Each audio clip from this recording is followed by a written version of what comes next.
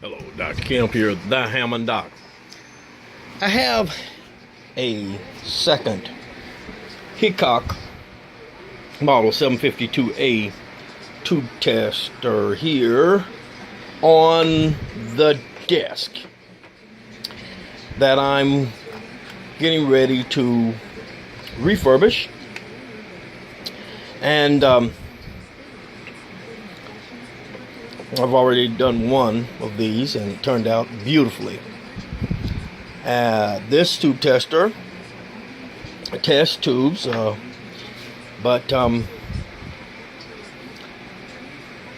it does need to have some work done. I'm sure some of the resistors will need to be replaced in it, possibly the capacitors, and so I'm going to take it apart and do that. Another thing I'll do with this tube tester is I'm going to replace this cord here. So, because look at it, it's brittle.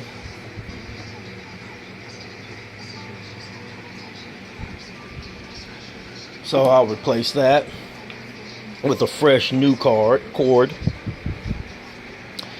and clean this tube tester up, and I'll be able to use this tester when I go out to do jobs in the field. So this will be my field tester.